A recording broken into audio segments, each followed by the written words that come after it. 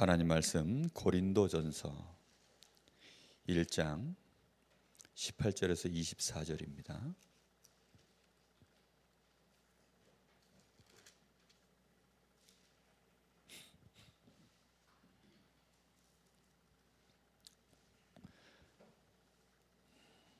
신약성경 263쪽 고린도전서 1장 18절에서 24절입니다. 우리 다 같이 한 목소리로 봉독하겠습니다. 십자가의 도가 멸망하는 자들에게는 미련한 것이요 구원을 받는 우리에게는 하나님의 능력이 됨이라. 기록된 바 내가 지혜 있는 자들의 지혜를 멸하고 총명한 자들의 총명을 폐하리라 하였으니 지혜 있는 자가 어디 있느냐, 선비가 어디 있느냐, 이 세대의 변론가가 어디 있느냐. 하나님께서 이 세상의 지혜를 미련하게 하신 것이 아니냐.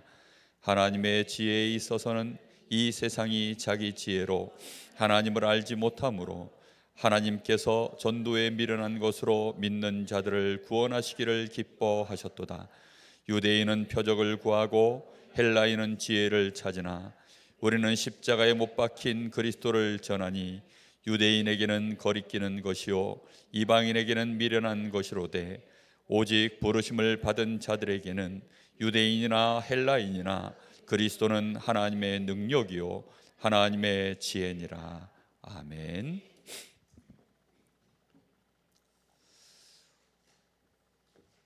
하나님이 우리에게 생명을 붙이시면 우리는 반드시 그를 하나님의 자녀로서 살아갈 수 있도록 가장 중요한 것들을 심어야 되고, 그가 자라날 수 있도록 끊임없이 그에게 기도의 배경이 되어지고 또 그의 앞에 말씀의 증인으로 우리는 서야 합니다. 하나님이 우리에게 주신 이 구원이 저와 여러분에게 또 우리를 만나는 사람들에게 이 단어로 심어져야 됩니다. 절대성. 구원이라는 이 말이 그냥 농담 삼아 장난 삼아 그렇게 우리에게 오는 것이 아닌 마음속에 정말 절대적인 것으로 이렇게 와닿을 수 있어야 됩니다.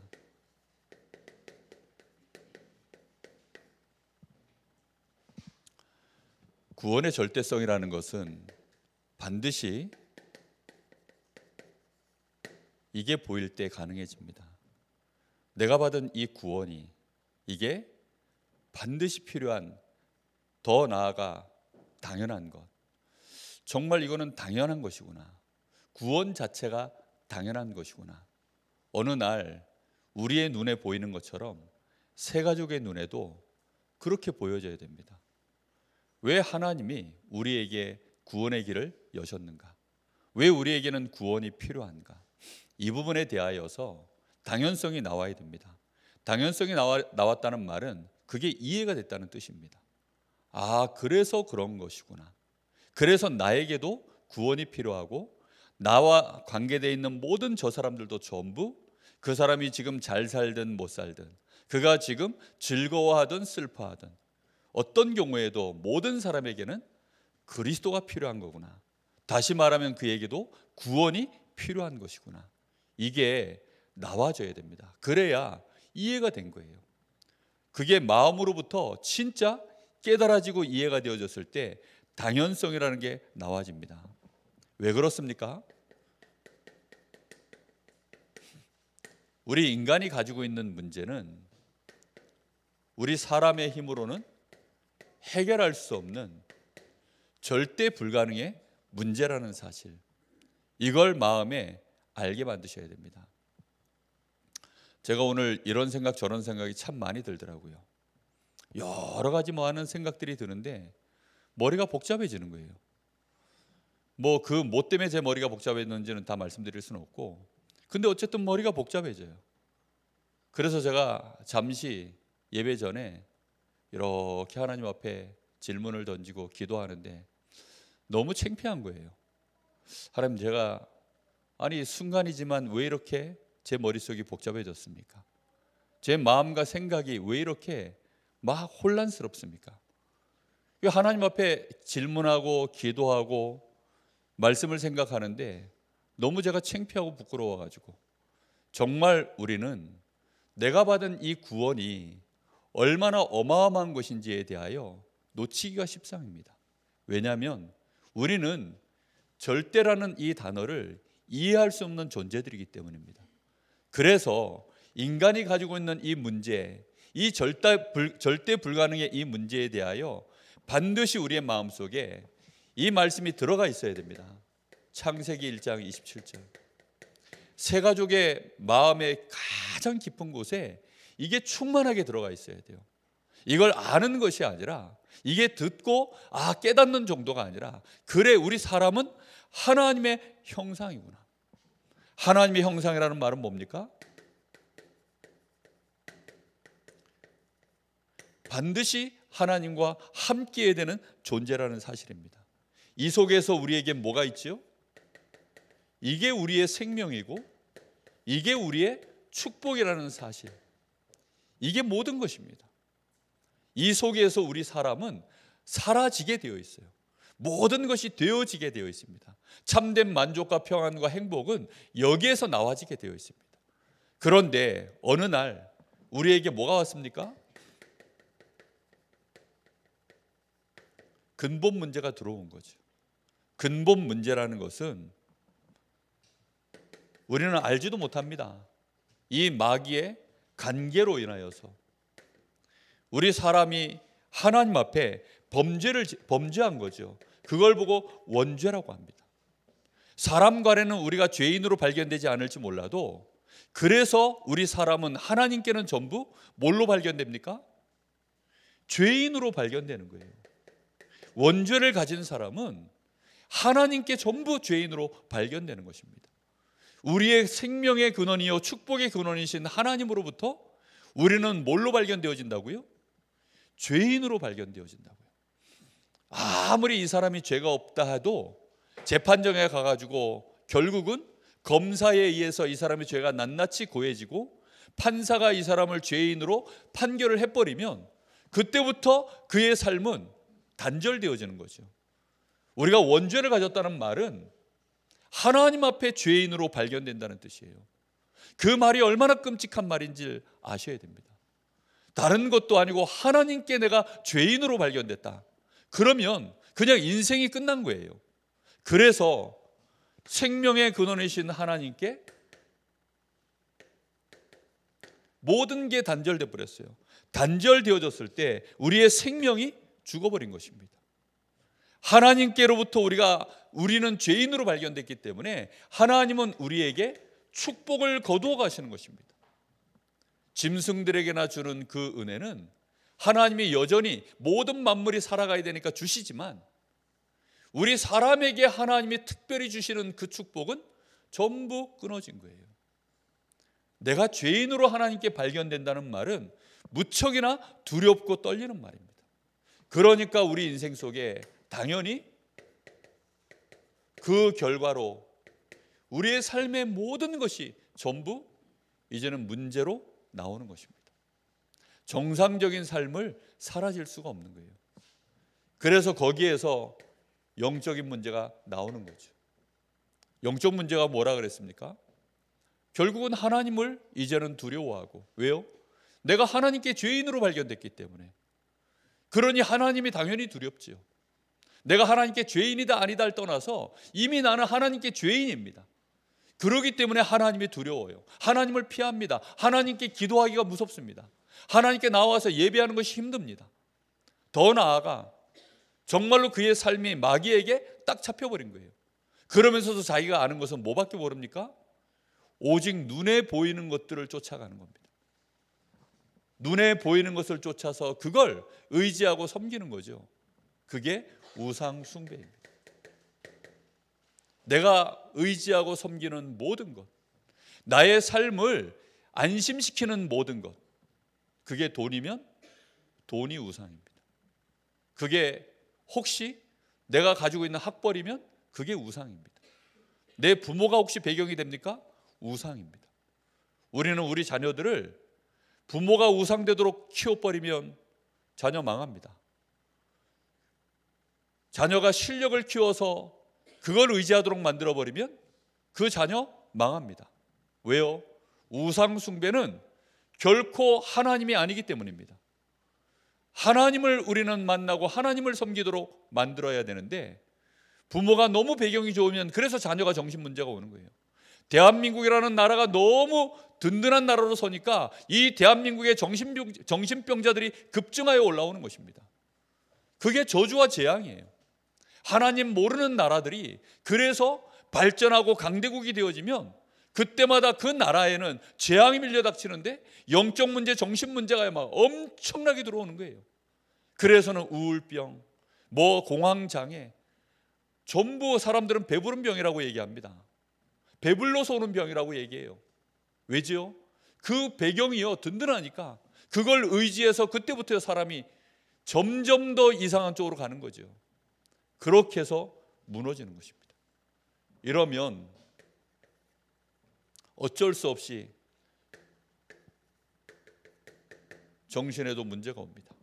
의지하지 않아야 될 것들을 의지하다가 어느 날 낭패를 보고, 붙잡고 움켜쥐고 쫓아가지 않아야 될 것들을 쫓아가다가 또 어느 날 낭패를 보고, 어느 날 나도 모르게 이 뇌가 꼬여가지고 결국은 계속 여기서 오류가 나기 시작하는 거예요. 그러니 멀쩡히 있다가 이제 혼란이 오는 겁니다.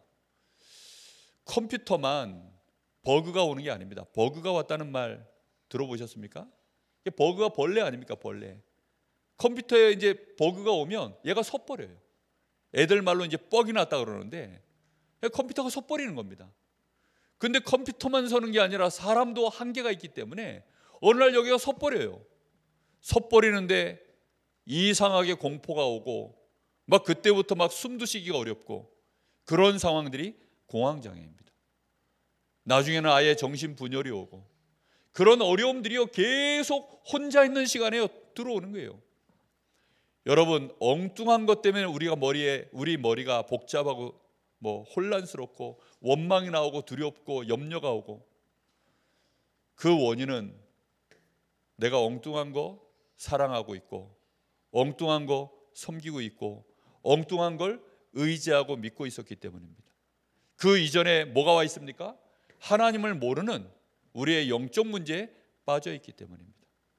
우리가 하나님 앞에 마치 죄인처럼 나 자신이 그런 모습으로 내가 하나님 앞에 서기를 두려워하는 자로 어느 날 그렇게 서 있게 되어져 있습니다. 이미 근본을 타고 들어가 보면 전부 하나님과 나와의 관계예요.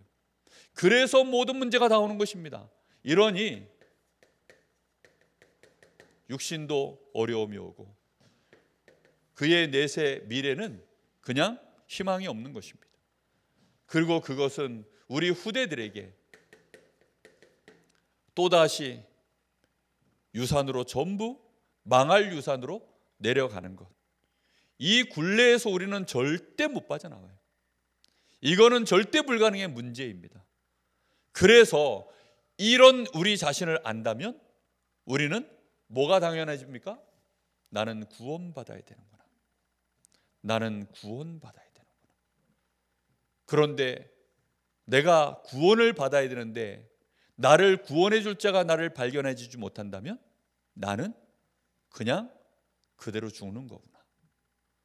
그런데 누군가 나를 알고 나의 이 위기와 나의 이 어려움을 알고 나에게 구원의 손길을 내밀어서 나를 건져준다면 그것은 엄청난 은혜가 되는 것입니다. 하나님이 우리를 아셨고 언제요? 영세전에 우리를 미리 아셨습니다. 미리 아신 자들을 불러내셨습니다. 부르신 자들을 구원하셔서 의롭다 하셨습니다.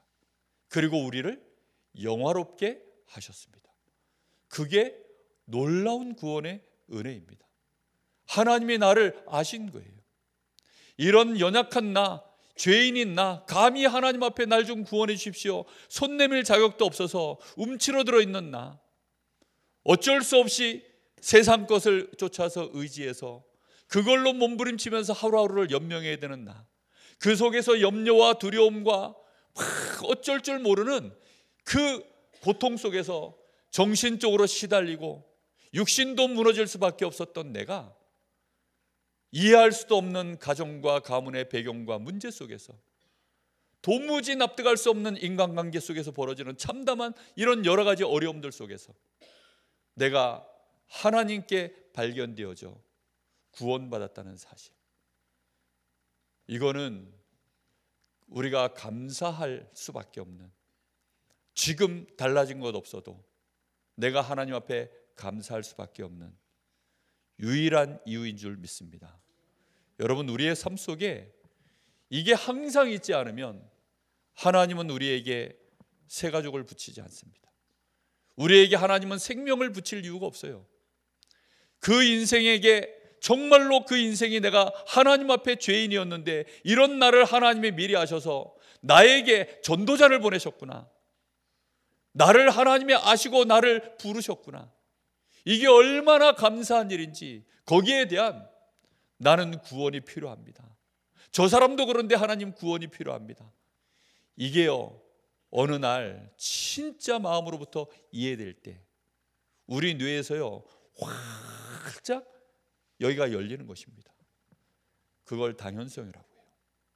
이 당연성이 우리에게 그 다음부터 다른 것을 이해할 수 있는 눈으로 이제 이끌어가는 것입니다. 그걸 필연성이라고 합니다. 사람들이 왜 그토록 몸부림을 치면서 살아가는지 이제 알게 되는 거예요. 사람들의 몸부림이라는 것이요, 이게 좋은 것만 있는 게 아닙니다. 악한 방법도 있고 선한 방법도 있습니다. 그런데 악한 방법, 선한 방법이요 전부 이해가 되는 거예요. 사람들은 자신의 이 문제의 원인을 모르니까 내가 하나님께 죄인으로 발견되어져서 이토록 내 생명과 내 인생 자체가, 생명이 끊어지고 축복이 끊어지면 그 자체가 뭐지요? 그게 사망이요. 축복이 끊어진 상태가 그게 저주인 것입니다. 인생이요 사망 가운데, 저주 가운데 있으니까 육신은 아직 생명이 붙어 있으니 몸부림을 치는 거죠. 그 중에 가장 대표적인 게 선을 행해 보는 것입니다. 참 생각해 보면 사람의 선행이라는 것은 우습기 짝이 없습니다. 대한민국에서는 이제 법으로 개를 도축하는 일을 못하도록 그렇게 해놨습니다. 통과가 됐다고 제가 들었는데, 그런데 3년 동안은 또 그 보신탕집이 유예가 돼 있다 그래. 그래서 제가 참 희한한 구조다. 개는 못 잡는데 그러면 그거는 또 어디 가서 먹어야 돼? 근데 그거 나오는 그런 모든 고기는 전부 또 불법 아니에요? 참 희한하다. 그거 통과시켰을 때 얼마나 많은 개를 사랑하시는 분들이 그걸 선이라고 여겼을까요? 그렇죠? 사람이 말하는 선이라는 것이요 그렇게 우스운 것입니다. 사람들이 말하는 악이라는 것이요 그렇게 우스운 것입니다. 그 사람들이 볼 때 저는 개를 이제는 애완용 인정합니다. 진짜 이뻐요. 그리고 개가 얼마만큼 사람에게 이렇게 좋은 일들을 많이 하는지 인정하고 좋아합니다. 개는 훌륭하다라는 프로그램도 있더라고요. 그래서 그래, 개가 훌륭하다 인정합니다. 그런데 그 개가 선과 악의 기준이 돼버리면 그때부터는 사람은 망한 겁니다. 맞습니까? 이해되셨나요 지금? 이런 게 이해가 되기 시작해요. 세상이 이해가 되기 시작합니다. 왜 세상이 필연적으로 그렇게 돌아갈 수밖에 없는가에 대한 이런 것들이 이해가 되기 시작해요. 사람의 선이라는 게 그래서요 누더기와도 같다 그랬어요. 누더기 옷과도 같다. 근데 그런 걸 입으면 그게 사람을 선처럼. 그래서 종교는 폼이 되게 납니다. 그래서 일단 뭘 아는 게 많아야 돼요. 그래서 뭐 불경 뭐 다 외워야 되고 뭐 그다음에 뭐 폼도 잘 잡아가지고 하여튼간 흠이 없어야 돼요. 흠이 발견되어지면 안 돼요. 그래서 또 뭐 목회자도 실제로 흠이 없는 자여야 돼요. 가정을 다스리는데도 흠이 없어야 되고 개인적으로도 흠이 없어야 되고 또 아예 법으로 정해져 있어요. 장로가 되려 그러면 뭐 또 한 7년 동안 무음한 자 뭐 이런 자여야만 장로가 될 수 있고 이래요. 다 맞습니다. 그런데 우리가 몸부림쳐서 그렇게 되는 것이 아니라 하나님의 은혜로 되어져 가는 줄로 믿습니다. 많은 사람들이요, 이 선이라는 것이요 사람의 기준으로 선과 악을 갈라버린 거예요. 그러니까 그 몸부림이 사람을 더 죽이는 것입니다. 한편에선 이쪽이 맞다 하고 한편에선 저쪽이 맞다 해서 오히려 더 큰 싸움이 자꾸 일어나는 거예요. 개를 사랑하시는 분들은 저를 미워할지도 모릅니다. 그래서 저는 정말 잘 먹거든요. 그러니까 저는 나쁜 사람일 수 있어요. 그러니까요. 많은 분들이요 자기 기준으로 저라는 사람을 평가해가지고 서 목사는 어떻다 저쩌다 말을 많이 합니다. 예전에는 그런 말들이 스트레스가 됐어요. 그래가지고 제가 오리궁뎅이라 말하는 것조차도 제가 수용이 안 돼가지고 초등학교 때는요 그것 때문에 한동안 시달렸습니다. 아니 내 엉덩이가 오리궁뎅이라는 그 말 한마디에 그래가지고 그 긴 시간을 제가 힘들었던 생각해 보면 아 그렇구나. 사람들은 다 그렇게 말을 합니다. 그러나 그것은 선과 악의 기준도 아니고 축복과 저주의 기준도 아니에요. 오직 하나님만이 우리의 선의 기준이시며 축복의 유일한 기준인 줄 믿습니다.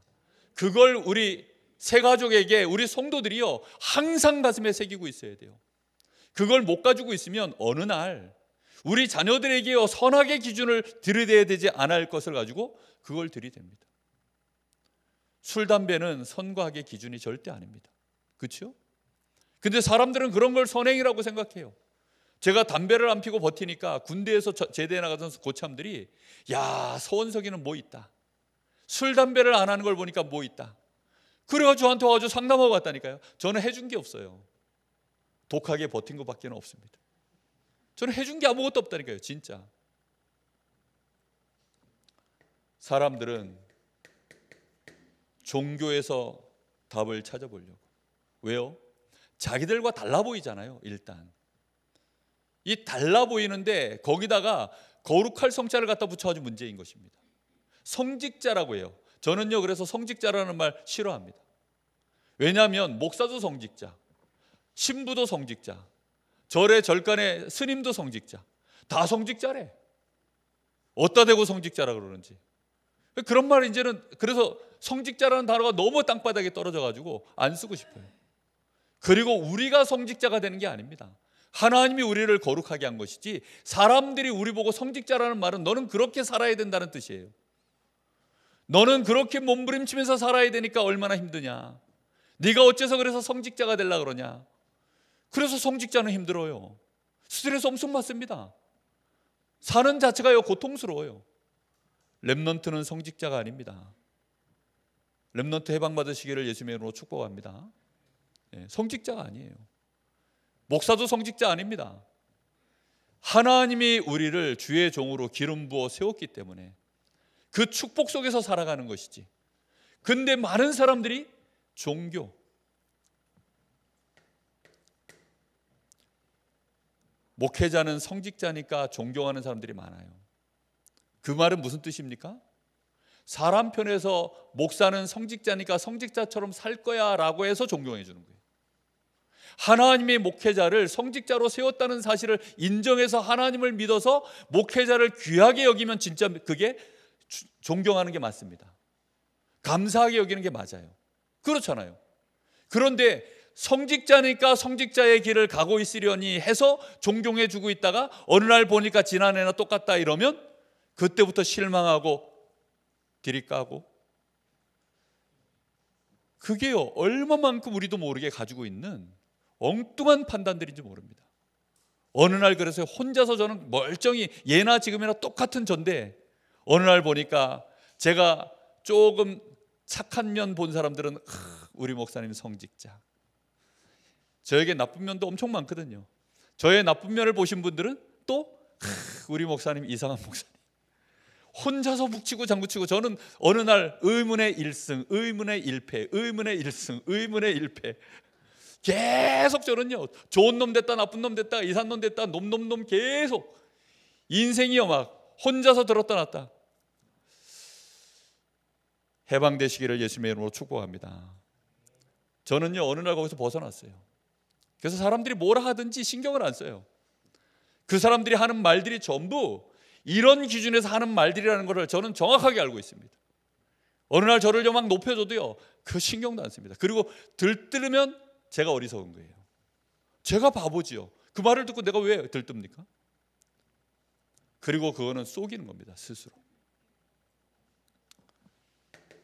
철학이라는 거, 이런 것들을요 새가족들한테 정확하게 말해주지 않으면 정말 어느 날 새가족들이 교회의 목회자를요 다르게 쳐다보고 왔다가, 교회의 중직자들 다르게 쳐다보고 왔다가, 교회는 좀 다르려니 하고 쳐다보고 왔다가 염소 새끼 만나가지고, 교회 안에 염소 목사를 만나가지고, 어느 날 교회 안에 염소 중직자 만나가지고, 그렇게 해서 이제 또 실망하고 무너지는 것입니다.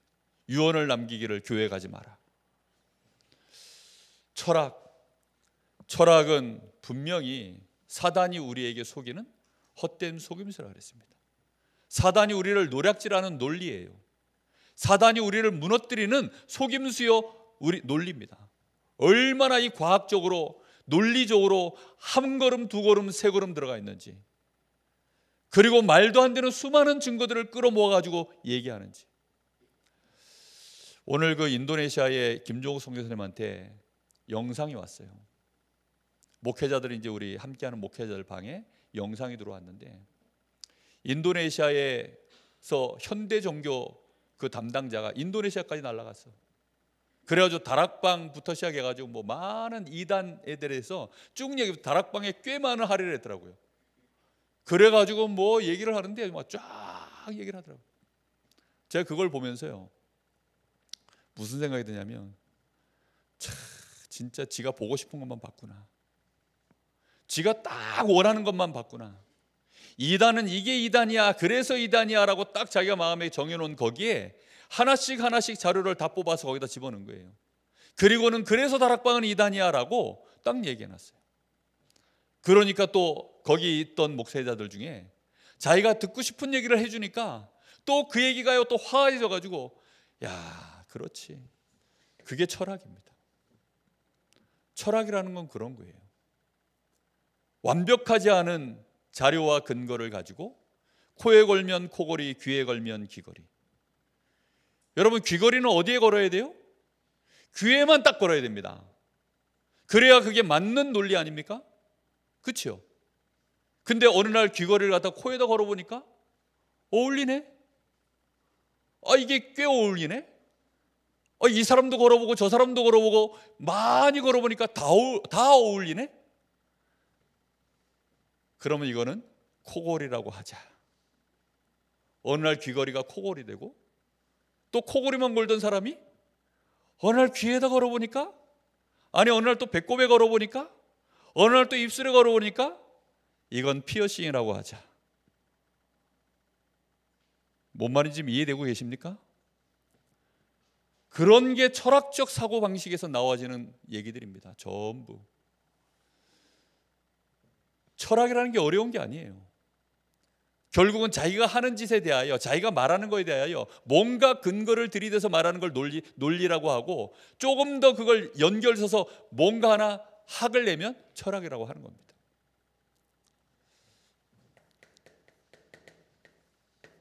과학 다 같은 얘기입니다.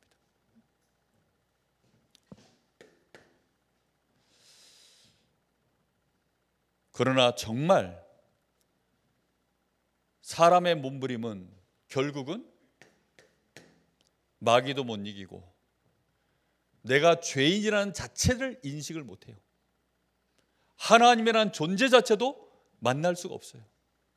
마귀 절대 못 이깁니다. 자기 죄 해결 안 돼요. 그러다 보니까 결국은 이게 소용없구나라고 필연적으로 당연성 속에 사람의 몸부림에 대한 가치를 떨어뜨리는 필연성이 나와야 됩니다. 이해되셨습니까? 무슨 말인지? 이게 나쁜 게 아닌데 구원이라고 하는 이 당연성 앞에서는 사람의 몸부림이라는 것은 아무것도 아닌 nothing, 그걸 심령이 가난한 자라고 표현합니다. 이게 필연성으로 나와져야만, 그래야 근본 문제라는 말이 이게 해결되어야만 구원인데, 이 근본 문제는 그래서 누구만 해결할 수 있구나? 하나님만 해결할 수 있는 거구나. 그래서 하나님께 감사가 되고, 나 같은 죄인을 위하여 하나님이 이렇게 해주신 것에 대하여, 하나님이 아니면 해결해 줄 수 없는데 하나님이 해주신 것에 대한 그 감사, 그 감격. 그래서 하나님은 이 일에 대하여 하나님이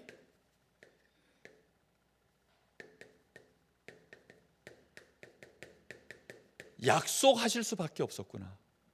하나님의 형상으로 만들어진 우리를 하나님이 사랑하셔서 하나님이 우리에게 그래서 구원의 길을 약속하시고 그 길을 열어주신 거구나. 이렇게 이제 이쪽으로 생각이요, 정말로 이쪽으로 점점 확고하게 넘어가야 됩니다.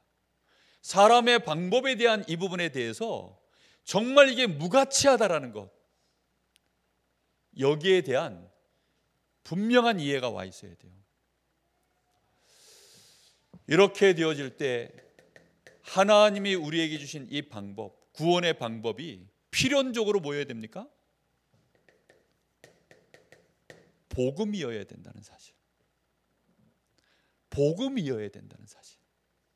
우리 편에서는 단 하나도 어떻게 할 수 있는 게 없기 때문에 하나님이 100% 하시는 방법이 복음이거든요.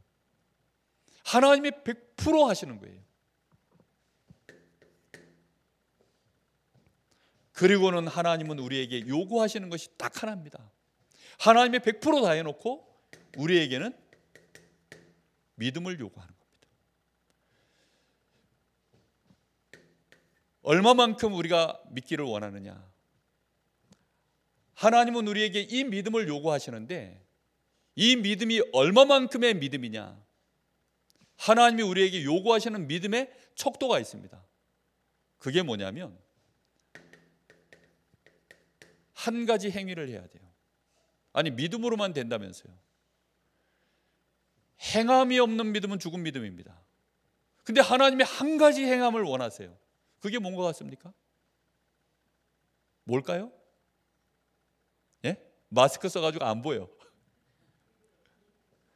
예, 입으로 시인하는. 근데 시인하는데 한마디로 말하면 영접하는 겁니다. 주 예수여, 그리스도이신 예수여, 나의 근본 문제를 해결하시고 나의 모든 죄를 해결하신 그리스도이신 예수여, 나는 예수가 그리스도이심을 믿고 예수가 부활하셔서 살아계심을 믿고 예수님이 지금 또 성령으로 믿는 자 속에 함께 하시길 원하심을 이제 알았습니다. 예수를 믿습니다. 예수님 지금 내 마음에, 내 영혼에, 내 인생에 구주가 되어 주옵소서. 지금 내 마음속에, 내 영혼 속에 예수님을 모셔 드립니다. 예수님을 영접합니다. 그 한 가지를 하나님은 요구하시는 거예요. 무슨 얘기인지 이해됐죠? 그래서 새 가족이요, 정말로 예수님 영접하도록, 예수님을 영접한 삶, 실제적으로 예수님을 나의 구주로, 나의 주인으로 영접되어진 이 필연성이요, 어느 날 진짜 이제 와닿아야 됩니다. 그리고는 이제 알려줘야 돼요. 하나님이 주신 구원의 절대성이라는 말이 뭔지. 절대성이라는 말은 뭐지요? 영원하다는 것입니다. 오늘이 있다가 없어지는 게 아니에요. 절대라는 것 자체가 그런 것입니다. 그리고 바뀌지 않아요. 불변입니다. 뭐 조속으로 바뀌고 이러면 복잡하죠. 그죠? 아니 컨디션 따라서 막 오늘은 이게 먹고 싶고 내일은 저게 먹고 싶고 모레는 또 저게 먹고 싶고 어제까지 맛있던 게 오늘은 또 맛이 없고, 여자들이 임신을 해가지고 입덧을 하기 시작하면 오늘 아침까지 잘 드시던 거를요 갑자기 저녁 때 헛구역질을 합니다. 그럼 남자들은 피곤해요. 이걸 어떻게 맞춰들? 아니 뭐 진짜 사람이 원리 원칙대로 이렇게 잘 가면 그런 사람 오히려 상대하기가 제일 쉬워요. 원리 원칙대로 가는 사람 피곤하다 그러는데 하나도 안 피곤합니다. 오히려 그날 그때 달라요. 이런 사람들이 제일 피곤해요. 우리가 받은 구원이라는 것이요 그런 식으로 바뀌면 우리는 어떻게 되죠?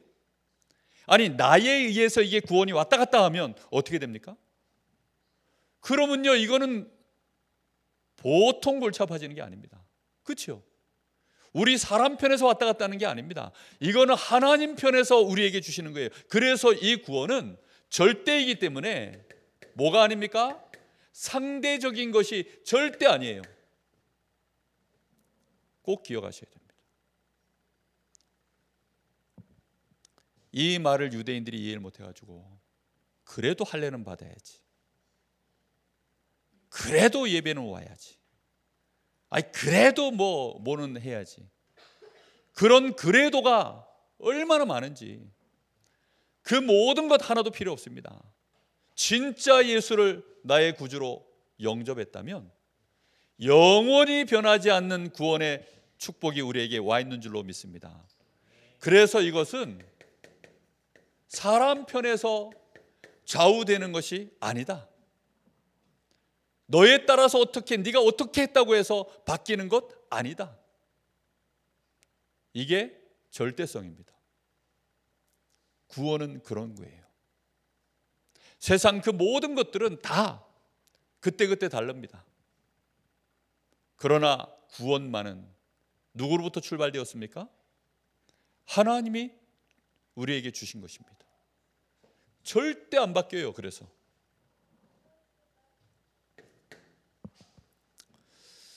이 말이 새 가족에게는요 굉장히 강하게 인식되어져야 안 헷갈립니다. 밖에 나가서 보세요. 교회 다니고 있는 신자들, 심지어 장로들 속에도요, 심지어는 목회자들 중에도요, 자기 자신의 컨디션에 따라서 지금 흔들리고 있는 사람들 얼마나 많은데요. 구원의 절대성이라는 말을요 전혀 머릿속에요 그 단어가 안 들어가 있는 사람들이 정말 많아요. 구원은 그런 것이 아닙니다. 100% 하나님이 우리에게 주신 것이기 때문에 이거는 영원한 것이요, 불변하는 것이요, 우리 편에서 어떻게 좌우할 수 있는 것이 단 하나도 없다. 할렐루야. 그래서 감사한 거예요. 제가 오늘 이 메시지를요 새 가족에게도 했고 저 자신에게도 이 메시지를 묵상하다 보니까 오늘 너무 이 찬양이 하고 감사의 이유, 오늘 혜원이가 왔으면 좋겠다. 혜원이가 오면 오늘 이 찬양을 진짜 은혜되게 할 수 있을 것 같은데 혜원이가 왔으면 좋겠다. 와보니까 안 왔네. 그럼 어떻게 하지? 예지가 이걸 잘할 수 있을까? 잘합니까? 다음 주에는 혜원이 못 오면 예지가 연습 많이 해서 오세요. 다음 주에도 이 찬양입니다.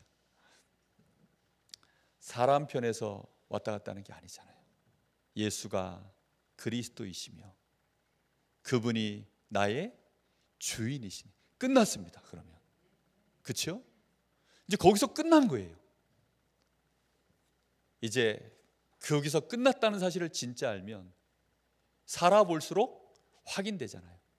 그러니까 예배하는 것이고 감사하는 것이고, 그 정도가 아니라 내 삶의 빛의 대열에 전도의 대열에 그걸로 끝나는 것이 아니라 삶의 끝에는 하늘나라가 유업으로 또 하늘 상급이 우리에게 거기에 다 있는 겁니다.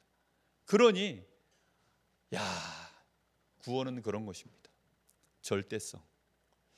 이걸 여러분 우리의 가슴 속에 잘 담으시기를 예수님의 이름으로 축복합니다. 구원은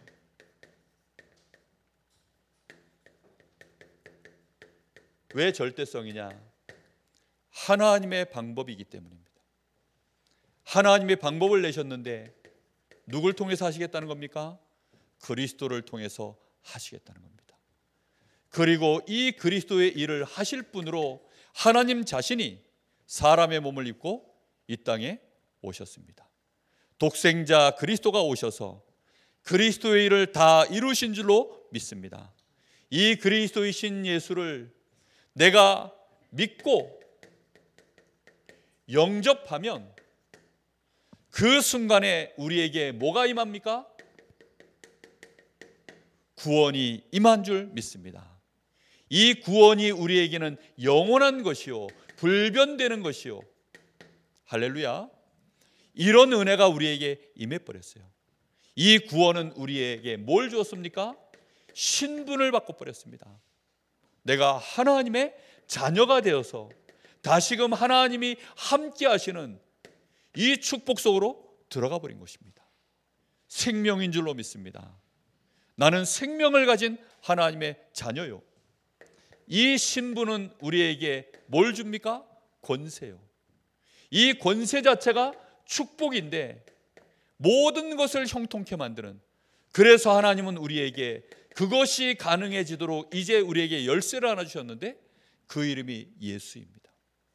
예수 이름으로 기도할 수 있도록 우리에게 완전한 권세를 주셨습니다.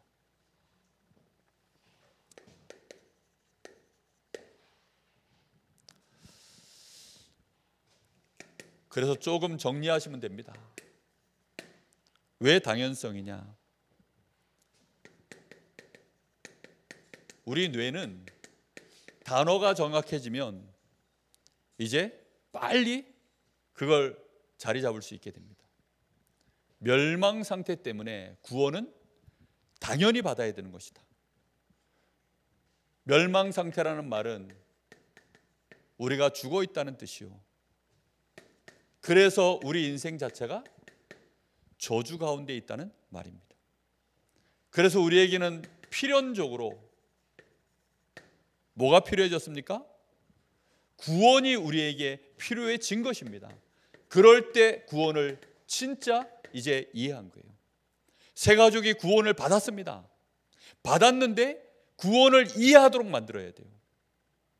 얼떨결에 예수님 영접해서 구원받았거든요. 이제는 구원을 필연적으로 이해하도록 만들어야 됩니다. 구원이라는 말 속에는 사람의 몸부림으로는 되지 않는 것이구나. 이 구원은 그래서 누구만 하시는 일입니까? 필연적으로? 이거는 하나님만 하시는 거예요. 그래서 사람들이 흉내내고 폼잡아봐야 레벨이 달라요. 이미 죽어버린 자, 저주 가운데 있는 자가 몸부림을 쳐본들 생명을 살릴 수 없고 저주를 끊어낼 수가 없는 것입니다. 하나님만이 그래서 우리를 구원해 내셔야 할 수밖에 없는 필연적인 이유가 거기서 나오는 것입니다. 그럴 때 이제 이 사람에게 절대성이 진짜 나와집니다. 이 절대성이라는 말은 뭐냐면 드디어 이제 뭐가 나온 거예요? 나와 상관없이 벌어지는 일이구나 라는 걸 알기 때문에 확신을 갖게 되는 것입니다. 구원의 확신, 사주의 확신, 응답의 확신, 인도의 확신, 승리의 확신. 이 확신이 거기서 나오는 거예요. 절대성이라는 말을 알 때만 나오는 겁니다. 이 사람이 이 확신을 갖게 되어지면 그때 이제 진짜 다시 한번 그 마음속에 뭘 붙잡느냐? 예수가 그리스도시구나. 이 예수 그리스도를 내가 당연히 영접해야 되겠구나. 영접하는데 이제 어느 정도 영접합니까? 처음에는 구주로 영접했다가 시간이 지나면 지날수록 다시 영접합니다. 누구로요? 주인으로요. 이렇게 영접하는 것입니다. 예수가 그리스도시다. 이제는 그리스도가 그리스도이시니, 그리스도가 예수이시니, 예수는 나의 주인이십니다. 이렇게 되어지면 여기에서 흔들리지 않는 구원의 확신, 사죄의 확신, 응답의 확신, 인도의 확신, 더 나아가 승리의 확신, 이렇게 자연스럽게 그 확신이 올 수밖에 없는 배경이 영적 상태로 만들어집니다. 우리는 우리 자신부터 이 가장 기본적인 부분인데 우리가 이 메시지들을 잘 마음에 담으셔야 됩니다.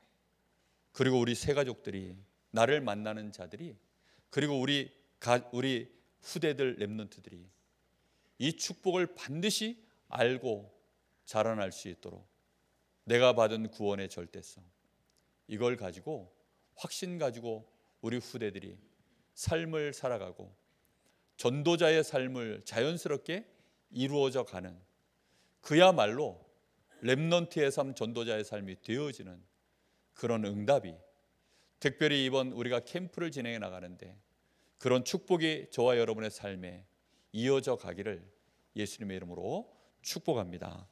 우리 말씀 붙잡고 한번 같이 기도하겠습니다.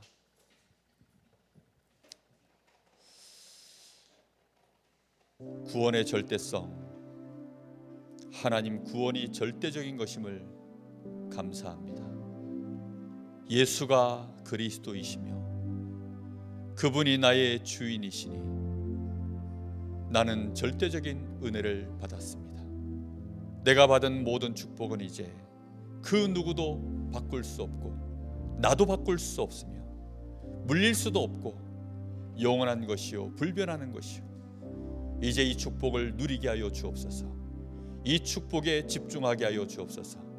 이것으로 빛을 발하게 하여 주옵소서. 우리 간절한 마음으로 잠시 같이 기도합니다. 살아계신 하나님, 참 감사를 드립니다.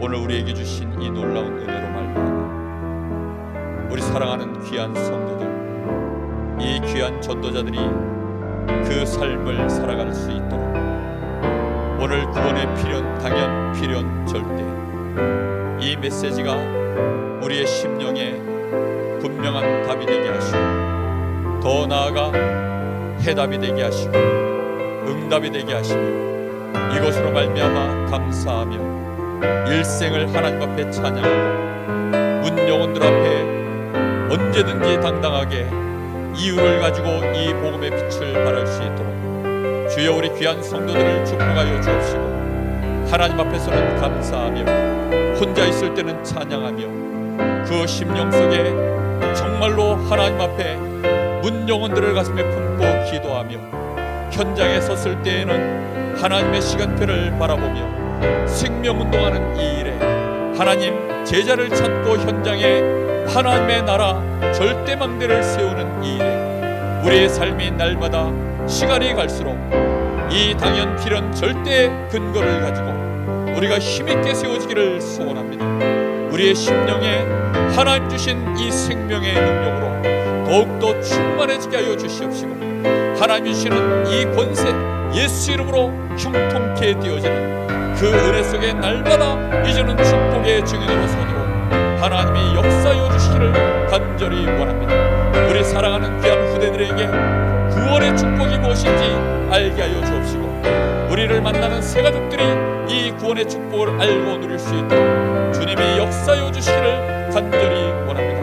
오늘도 하나님이 우리에게 주시는 이 놀라운 구원의 은혜가 하나님 우리를 만나는 모든 사람들 앞에 하나님 우리를 통하여 증언되어지게 하시고 하나님 그들에게 참된 해방을 주며 평안을 주며 답을 주며 응답의 사람으로 바꿀 수 있는 더 나아가 그들도 이 복음의 증인되어지는 삶을 살아갈 수 있는 일에 하나님 저희들이 눈을 뜨게 하여 주시옵시고 분명한 메시지를 가진 자들로 설 수 있도록 주님 역사하여 주시옵소서. 하나님 영광 받아 주시옵소서.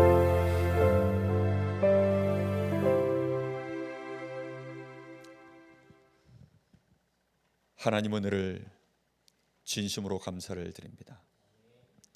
오늘도 예배를 통하여서 예수가 그리스도 되심을 고백하게 하시고 예수가 나의 주인 된 것이 무엇인지, 그 축복이 얼마나 엄청난 것인지 오늘 말씀에서 다시 한번 알게 하시고 확인케 하신 하나님, 더 나아가 확신할 수 있는 믿음을 주신 하나님 감사를 드립니다. 저 불신 현장에 이 복음의 빛을 발하게 하시고 우리 후대들이 이 복음의 빛을 보게 하여 주옵시며 우리를 만나는 새가족들이 이 복음의 환한 영광 가운데로 들어오는 일에 우리가 증인의 길을 걸어갈 수 있도록 축복하여 주시옵소서. 그래서 오직 하나님께 찬양하며 하나님께 감사하며 하나님께 영광 돌리는 우리의 일생 되게 하옵소서. 살아계신 예수님의 이름으로 기도하옵나이다. 아멘. 하늘에 계신 우리 아버지여, 이름이 거룩히 여김을 받으시오며 나라의 마옵시며 뜻이 하늘에서 이룬 것 같이 땅에서도 이루어지이다. 오늘날 우리에게 일용할 양식을 주옵시고 우리가 우리에게 죄 지은 자를 사하여 준 것 같이 우리 죄를 사하여 주옵시고 우리를 시험에 들게 하지 마옵시며 다만 악에서 구하옵소서. 나라와 권세와 영광이 아버지께 영원히 쌓옵나이다. 아멘.